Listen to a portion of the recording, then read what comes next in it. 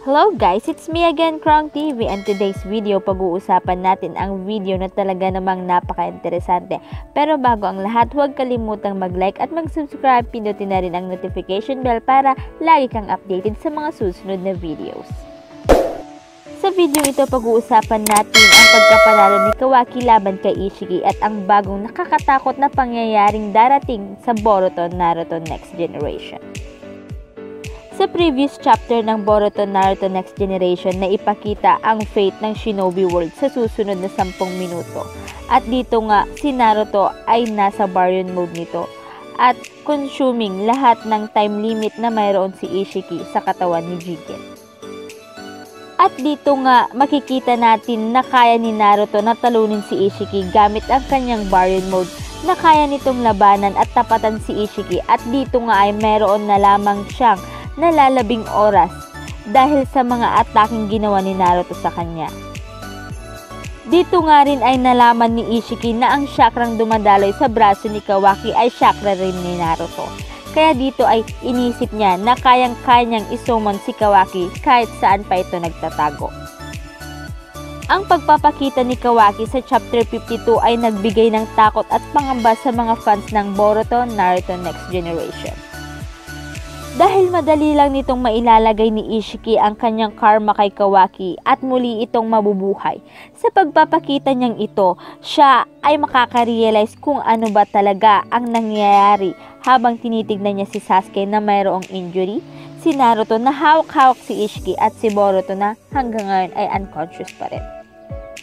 At dito rin ay alam niya na mayroong masamang mangyayari sa kanya. Lalo pa ngayon, siya at si Ishiki ay malapit ang distansya nila sa isa't isa, at dito nga ay babatiin siya ni Ishiki at sasabihing matagal rin tayong hindi nagkita na mayroong ngiti sa labi na mistulang siya ay mananalo dahil sa summon niya kay Kawaki sa battlefield. However, sasabihin ni Naruto kay Kawaki na lumayo kay Ishiki habang si Naruto ay nasa Baryon mode.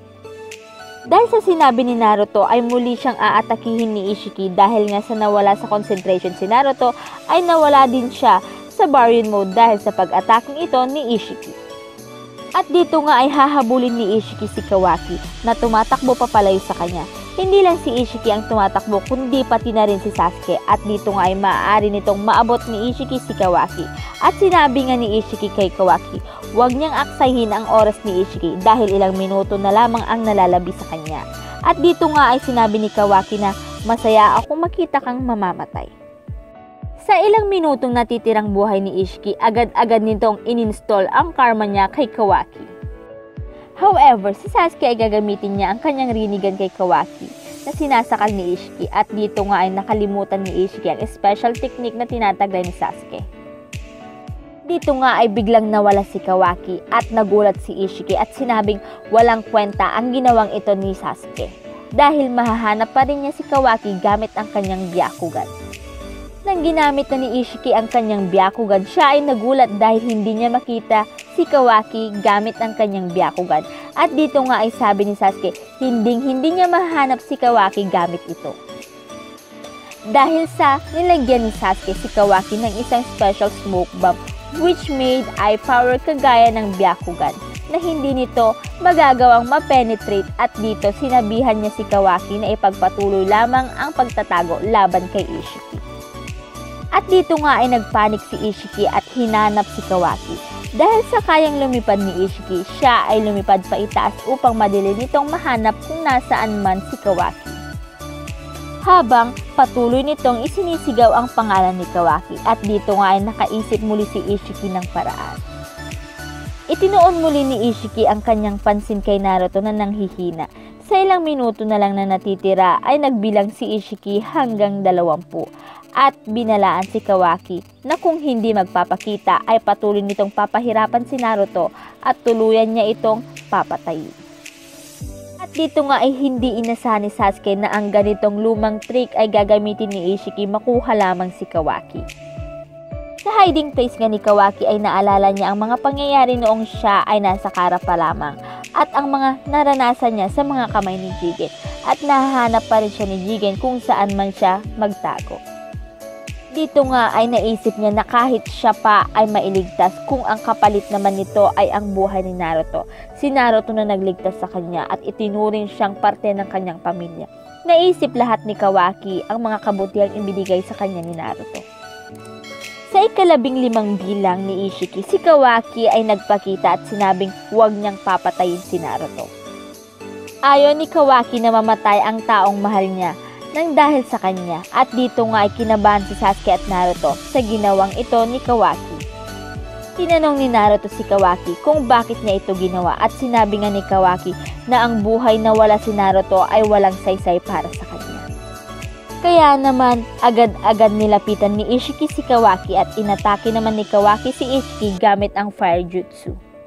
Ang mga ataking ito ay walang kwenta para kay Ishiki at sinabi nga ni Ishiki na mahal mo ngang talaga ang Hokage. Ang pagmamahal mong yan ay walang magagawa. Ang sagot naman ni Kawaki ay, ang basurang tulad mo ay hindi alam ang pagmamahal. At sinabi nga ni Ishiki, kahit ano pang sabihin mo ay sa bandang huli ay mapapasa akin ka rin at wala kang magagawa dito. Dito nga ay nag-install na ng karma si Ishiki at si Ishiki ay tumawa ng malakas at nang buksan nga ni Kawaki ang kanyang mga mata, siya ay ngumiti at nagtaka si Ishiki dahil mistulang may mali. Karma ay unti-unting nawawala kay Kawaki at dito nga ay nagalit si Ishiki at nagtaka kung bakit ang karma ay nawala. Biglang may lumitaw na isa pang Kawaki at sinabing ang Kawaki na ininstolan ng karma ay artificial lamang. At si Ishiki nga ay nag-collapse at sinabi nga ni Kawaki na kung tatanungin siya kung ano ang pangalawang magandang nangyari sa buhay niya ay ang makitang mamatay si Ishiki. At sinabi nga ni Kawaki kay Ishiki, meron ka bang last message Ishiki bago ka mamatay? Sasuke nga ay namangha sa ginawang ito ni Kawaki dahil nagawa nitong lukohin si Ishiki. Sila ay nagsasaya dahil sa pagkapanalong ito at sila ay nakasurvive at si Kawaki nabuhay pa rin magpasa hanggang ngayon. Suddenly, si Boruto ay biglang tumalon at sinaksak ang mata ni Sasuke. Ang rinigan ay ni Sasuke. Hindi ito si Boruto, kundi ito ay si Momoshiki. Sinabi nga ni Momoshiki na nakita niya ang lahat ng nangyari kay Ishiki at sinabing ginawa niya ito dahil ito ay bayad sa ginawa sa kanya ni Sasuke. Matapos nga nilang talunin si Ishiki, si Naruto, Boruto, Kawaki at Sasuke ay meron ngayong bagong banta sa kanila. Ito ay si Momoshiki na nakakakontrol kay Boruto.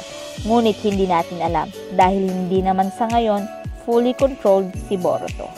So guys, sa tingin nyo, isa bang malaking threat si Momoshiki sa Shinobi World? Any comment and suggestion, just comment down below. At dyan, nagtatapos ang video ito. Hope you like it!